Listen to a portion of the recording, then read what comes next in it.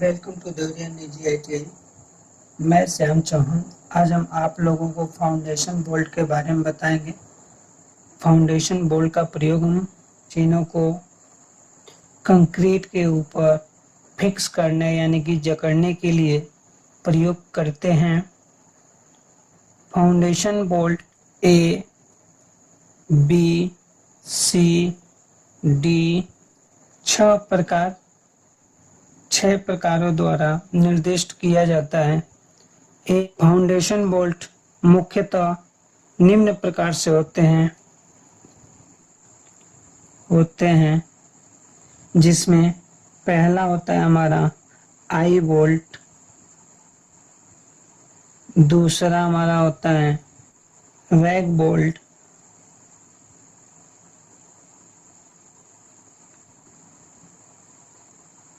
तीसरा हमारा होता है कटर बोल्ट, चौथा होता है फिश टेल बोल्ट,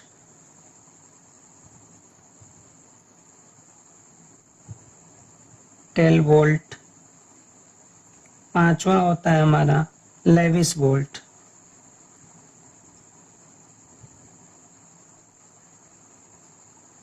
इन सभी बोल्टों का नाम हम बोल्ट की संरचना के आधार पे रखा गया है, जो हम आपको आगे अभी फिगर बनाएंगे उससे हमारा स्पष्ट हो जाएगा कि कौन सा हमारा आई बोल्ट है, कैसा हमारा रैग बोल्ट होता है, कैसा हमारा कटर बोल्ट होता है, कैसा हमारा फिश टेल बोल्ट होता है, यानी कि फिश के मछली के टेल के आकार के बना दिया जाता है। ये फाउंडेशन बोल्ट हम कैसे बनाते हैं आइए हम सीखते हैं। इसमें हमारा पहला है आई बोल्ट। आई बोल्ट हमारा अक्सर एग्जाम में पूछा जाता है, जिसको हम आज ड्राइंग के माध्यम से आपको बताएंगे आई बोल्ट हम कैसे बनाते हैं। ठीक, आई बोल्ट हमारा कुछ इस प्रकार का होता है। आई बोल्ट बनाने के लिए हम सबसे पहले हेक्सागोनल बोल्ट की संरचना करते हैं, जो हम इसके पहले वीडियो में आपको बता चुके हैं। तो बोल्ट हमारा किसी यम 20 माप से हम एक बोल्ट बनाएंगे, जिसमें डी हमारा क्या है 20 दिया हुआ है। तो कुछ इस तरह हम बनाएंगे। तो आई बोल्ट एक हम स्केच बना के दिखा देते हैं आपको आई बोल्ट होता कैसे है। कुछ इस टाइप से होता है। सबसे पहले हम एक सेंटर लाइन ऐसे ड्रॉ कर लेते हैं, फिर उसके ऊपर हेक्सागोनल नट की का निर्माण करते हैं, जैसे ऐसे।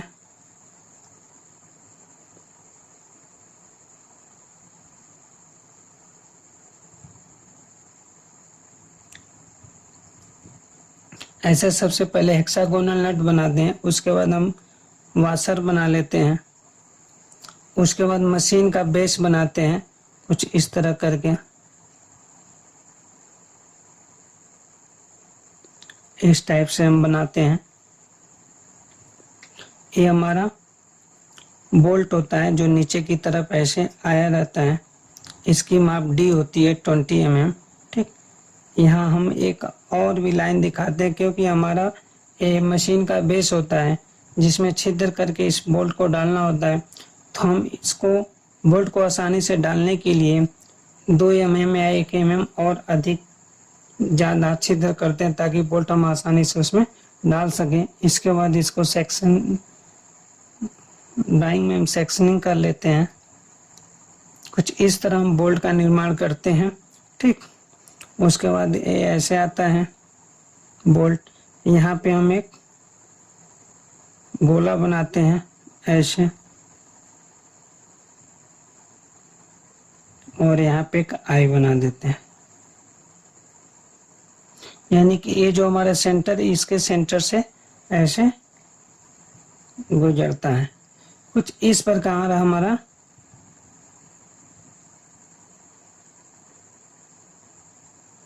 आई बोल्ट बनता है। ठीक है, देखिए यहाँ पे फिगर में हमें स्पष्ट हो रहा है, कुछ आई की तरह दिख रहा है, आंख की तरह दिख रहा है, इसलिए इसका नाम लग गया आई बोल्ट। इसका बेस हमारा डी होता है जो दिया हुआ होता है। यहाँ पे हम कुछ ये मापे होती है ना, फिक्स होती है, हम आपको भी ड्राइंग में बताएंगे। इसी प्रकार इन सभी बोल्टों का नाम के अनुसार या कार्य के अनुसार हम बोल्ट की चुनाव कर लेते हैं। इसमें हम आपको कुछ बता देते हैं कि हेक्सागोनल नट जो बनाना होता है कैसे बनाया जाता है। हम समय बचाने के लिए, ये वीडियो बहुत लंबा ना हो जाए, इसके लिए हम आपको कुछ चीज़ें पहले ही बता देते हैं जो आपके इसके पूर्व वाले वीडियो में हम आपको बता चुके हैं। जैसे यहाँ तक कि ये दूरी डी होती है हमारी। सबसे पहले एक सेंटर लाइन ड्रॉ कर लेते हैं और यहाँ पे कर्व लगा लेते हैं। इस कर्व के लिए जो दूरी लेनी होती है 1.4 इंटू डी लिया जाता है। ठीक, यहाँ से 1.4 इंटू डी की दूरी लेके ऐसे चॉप लगा लेते हैं। यहाँ से 1.4 इंटू डी की दूरी है, ऐसे चाप लगा लेते हैं यहाँ पे। फिर यहाँ पे हम चाहे तो फ्री हैंड भी कर सकते हैं और इसको ऐसे मिला लेते हैं। और हेक्सागोनल नट और बोल्ट बनाना हमें अवश्य रूप से आना चाहिए, तो हम फाउंडेशन बोल्ट बनाएंगे। ठीक,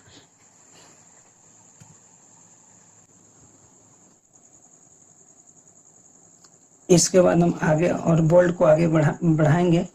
तो इसको बढ़ाने के लिए हम यहाँ लाइन खींच लेंगे आगे की तरफ।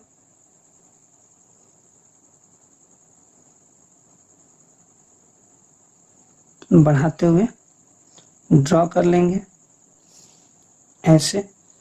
देखिए, हमें ये ध्यान देना होता है कि ये हमारा मशीन का बेस होता है। बेस हमारा, बेस के अंदर बोल्ट लगा होता है। तो बोल्ट लगाने के लिए हमें जो छिद्र करना होता है, इस फाउंडेशन बोल्ट के बेस से थोड़ा सा अधिक, यानी कि 1 या 2 mm अधिक ज़्यादा ड्रिल करते हैं ताकि हमारे बोल्ट आसानी से उसमें बैठ जाए। तो इसके लिए हम यहाँ क्या करेंगे, उसको दिखा देंगे, कर देंगे इसको। ये हमारा बोल्ट होगा। बोल्ट की लंबाई हमारी टोटल इसकी 6D ली जाती है। हमारी बोल्ट की लंबाई 6D ली जाती है। तो हमारा क्या हो जाएगा, 6 इंटू 20 mm, यानी कि 120 mm की दूरी हो जाएगी। तो अगर हम यहाँ से 120 mm की दूरी ले रहे हैं, 120 mm पे सेंटर लेंगे और यहाँ पे हम गोला बनाएंगे जिसमें हमारा अंदर का गोले का व्यास होगा। और यहाँ पे हम पहले एक सेंटर लाइन ड्रॉ कर देते हैं।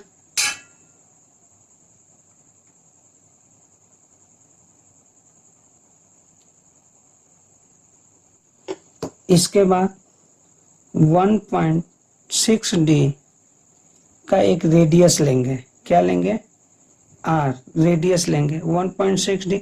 इसको सॉल्व करेंगे तो 32 mm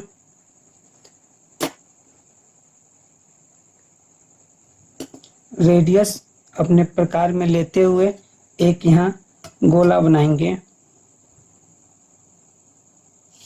यहाँ पे लेते हुए एक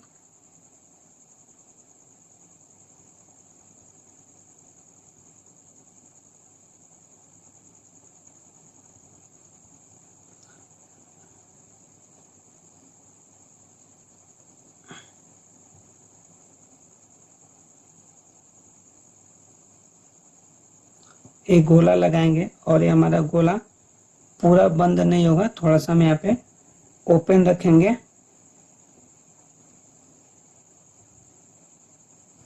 जिसकी माप होगी हमारी 1.6D का एक रेडियस लेंगे और रेडियस लेते हुए चॉप लगाएंगे। ठीक है, उसके बाद एक और इसके अंदर हम चाप लगाएंगे जो हमारा डी रेडियस का चॉप होगा।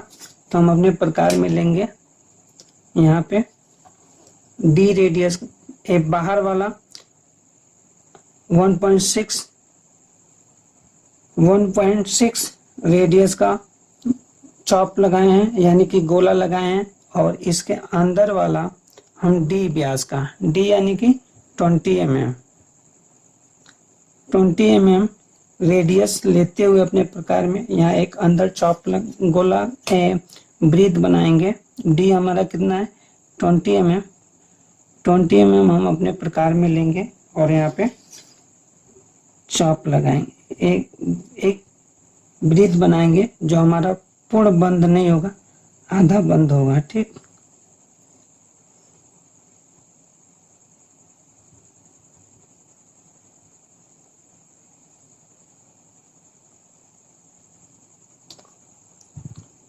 ऐसे अंदर की तरफ एक चॉप लगाएंगे। ठीक है, इसके बाद हमें ए इस रेखा से इस रेखा में मिलाना होता है और इसको ऐसे, या तो हम फ्री हैंड मिला सकते हैं या मिलाने का एकदम आसान तरीका है हमारा क्या, यहाँ से एक आधे से अधिक दूरी लें और एक यहाँ चाप लगा दें और फिर एक यहाँ चाप लगा दें और इस रेडियस को लेते हुए यहाँ से हम इस दोनों रेखाओं को ऐसे मिला दें।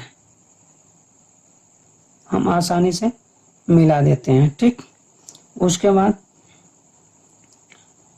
ये जो रेडियस है इस रेखा को मिलाने के लिए वही प्रक्रिया हम करते हैं। क्या करते हैं,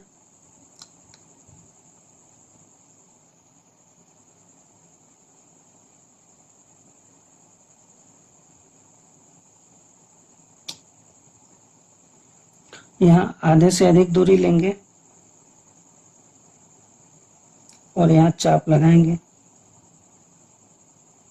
ये दोनों किसी एक सेंटर बिंदु पे काटेगा और यहाँ से दूरी लेते हुए ऐसे हम मिला देंगे। ये हमारा ऐसे मिल जाएगा।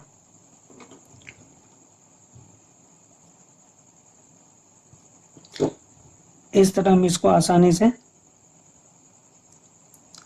ऐसे डार्क कर लेते हैं और ये हम ऐसे मिला देते हैं। ठीक, इसके बाद इस बिंदु को हम आपस में बंद कर देते हैं। ठीक, इसको हम डार्क कर लेते हैं। चलिए इसको हम डार्क कर लेते हैं।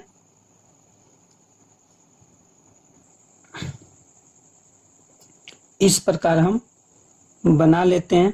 ये हमारा बाहरी जो रेडियस होगा 1.6 डी और अंदर वाला डी रेडियस का हम चॉप लगाए हैं। ठीक, इसके बाद हम इस सेंटर बिंदु से 2 या 3 mm नीचे आके 2 या 3 mm नीचे आते हैं और मान लीजिए यहाँ पे हम 2 या 3 mm आगे यहाँ पे एक सेंटर लाइन ड्रॉ कर लेते हैं।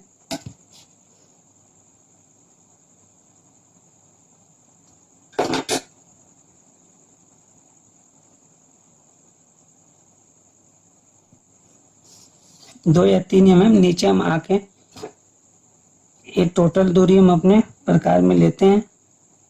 यहाँ से एक टोटल दूरी लेते हुए और यहाँ पे एक गोला बना देते हैं। देखिए ध्यान से,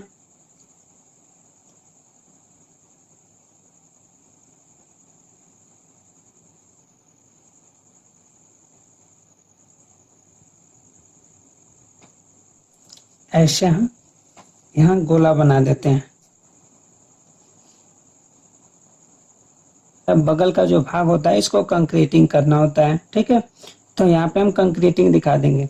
तो बगल वाला भाग हमारा बहुत लंबा विस्तार होता है क्योंकि कंक्रीट यहाँ डालना है। तो ठीक है, कंक्रीट काफी लंबे भागों में डालना होता है। तो हम यहाँ पे फिर फ्री हैंड ही ऐसे करके दिखा देते हैं, सेक्शनिंग करके, कि हमको यहाँ काट के दिखाया गया है। तो हमें इसको दिखाने के लिए सबसे पहले नीचे हम क्या ऐसे लाइन ड्रॉ कर लेंगे। उसके बाद हम यहाँ पे ऐसे स्केल रखेंगे और ऐसे हम फ्री हैंड ही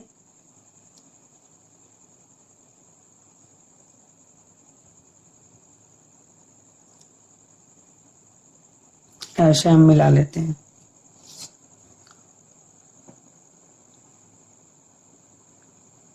ऐसा मिला लेते हैं। हम थोड़ा सा और बड़ा भी करके दिखा सकते हैं। अब इसके हम कंक्रीटिंग कर देंगे, अर्थात सेक्शनिंग करके दिखा देंगे। चलिए हम इसको करके दिखाते हैं। कंक्रीट का सिंबल आप लोग को पता होगा, कंक्रीट का सिंबल कैसा होता है।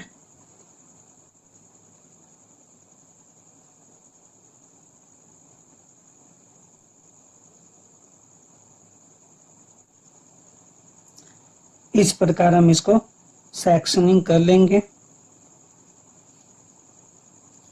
क्योंकि हमारा एक गोल रॉड होता है जो बीच में डाला जाता है, जो बोल्ट को ऊपर न जाने के लिए इस रॉड को प्रयोग किया जाता है, जो उसमें अपने स्थिति में बनाए रखता है। अगर हम ऊपर से बोल्ट को कसते हैं तो हमारा यहाँ पे रॉड लगा होता है, इस पोर्शन को ऊपर नहीं जाने देता है।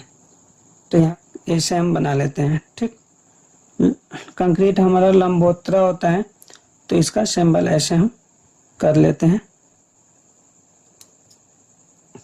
अब हमारा आई बोल्ट बन के कंप्लीट हो गया। अब इसका हम डायमेंशनिंग कर लेंगे।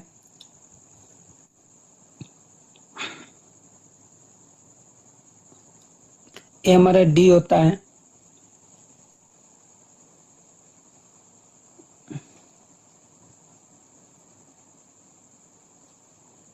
सिक्स डी होता है, और इसका बाहरी रेडियस कितना होता है,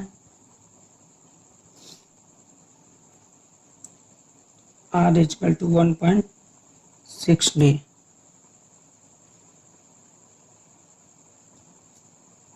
और अंदर का व्यास होता है हमारा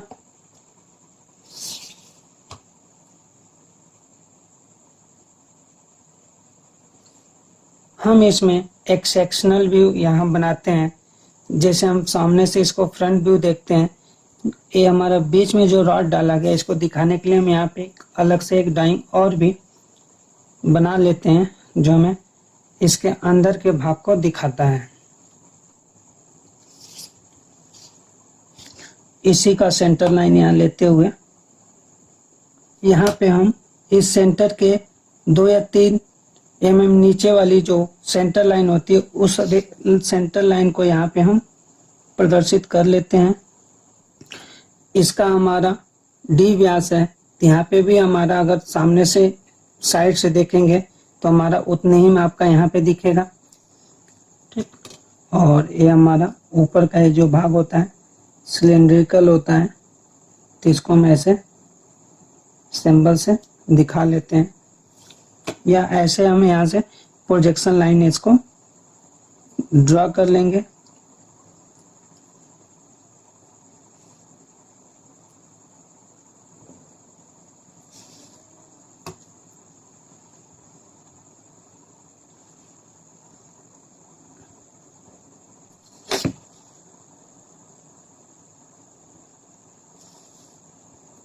दूरी लेते हुए इसको हम ड्रा कर देंगे।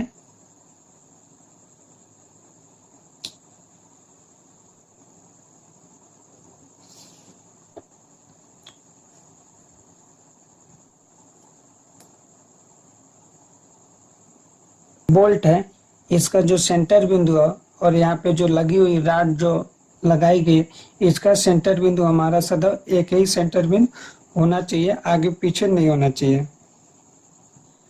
एग्जाम में हमें अच्छा नंबर प्राप्त करने के लिए हमें इन सभी मापों को सही तरह से दिखाना और बनाना बेहद आवश्यक होता है। कभी कभी एग्जाम में फ्री हैंड पूछता है या इसका माप दे दिया होता है, जिसको हम कैलकुलेशन करके निकाल लेते हैं।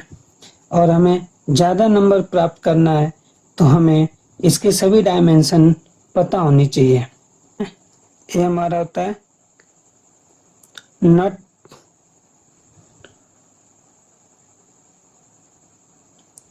वॉशर। ठीक, ये हमारा कंक्रीट होता है। Thanks for watching.